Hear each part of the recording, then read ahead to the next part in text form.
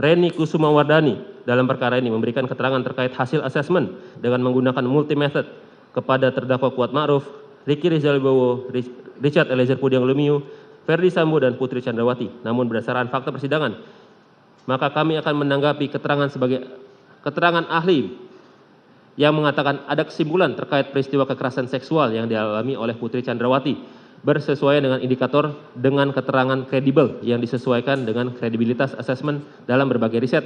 Terdapat 7 indikator dalam keterangannya memenuhi, ada detail informasi, ada akurasi yang bersesuaian dengan pihak lain, dalam hal ini Richard Eliezer Pudiang Lumiu, Ricky Rizal Wibowo, Kuat Ma'ruf, dan Susi. Aluran tersampaikan dapat terselesaikan secara teoritis. Kami menanggapi bahwa keterangan ahli doktorande Reni Kusumawardani terkait dengan kekerasan seksual yang dialami oleh saksi Putri Chandrawati bertentangan dengan keterangan ahli lain yang telah diambil sumpahnya dalam persidangan sebagai berikut. Bahwa berdasarkan keterangan ahli Aji Febrianto selaku ahli poligraf dalam persidangan mengatakan bahwa saksi Putri Chandrawati terindikasi berbohong ketika diperiksa dan diberi pertanyaan apakah Anda berselingkuh dengan Joshua di Magelang, yang juga dinyatakan dalam berita acara pemeriksaan laboratorium kriminalistik nomor lab 392 9 September 2022. Bahwa berdasarkan keterangan ahli Prof. Muhammad Mustafa, ahli mengatakan pelecehan seksual dapat menjadi motif dalam perkara ini apabila dikuatkan dengan alat-alat bukti. Kemudian ahli mengatakan hasil psikologi forensik dapat digunakan namun dikuatkan oleh bukti lain, tidak boleh hanya bertumbuh pada satu saja. Bahwa berdasarkan keterangan saksi Beni Ali dan Susanto Haris mengatakan bahwa saksi Putri Chandrawati mengatakan adanya kekerasan seksual yang dialami di rumah Duren 3 pada tanggal 8 Juli 2022. Dan pada akhirnya diketahui bahwa tidak ada kekerasan seksual yang terjadi di rumah Duren 3 pada tanggal 8 Juli 2022.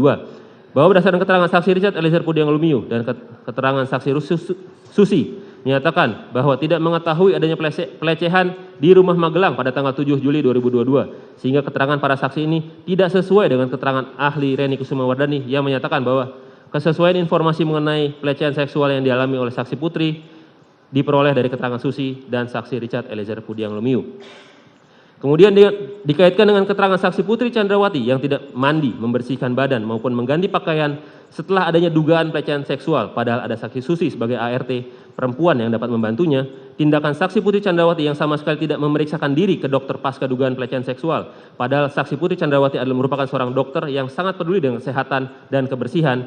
Adanya inisiatif dari saksi Putri Chandrawati yang masih meminta dan bertemu untuk berbicara dengan korban selama 10-15 menit dalam kamar tertutup setelah dugaan pelecehan. Tidak adanya tindakan saksi Ferdi Sambo meminta visum padahal saksi Ferdi Sambo sudah berpengalaman puluhan tahun sebagai penyidik, dan tindakan saksi Ferdi Sambo yang membiarkan saksi Putri Chandrawati dan korban berada dalam satu rombongan dan satu mobil yang sama untuk isoman di Duren 3, serta keterangan terdakwa Kuat Ma'ruf terkait duri dalam rumah tangga, sehingga dapat disimpulkan tidak terjadi pelecehan pada tanggal 7 Juli 2022 di Magelang, melainkan perselingkuhan antara saksi Putri Chandrawati dan korban Nofriansyah Yosua Huta Barat.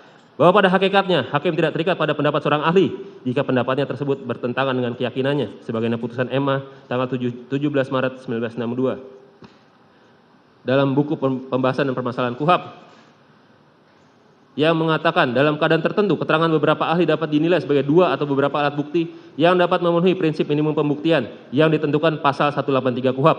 Alasan yang memperkuat alasan tersebut adalah apabila keterangan para ahli tersebut diberikan dalam bidang keilmuan berbeda dan apa yang diterangkan oleh para ahli tersebut bukan mengenai satu hal atau keadaan yang sama, tetapi mengenai dua hal atau keadaan berbeda antara yang satu dengan yang lain namun saling bersesuaian.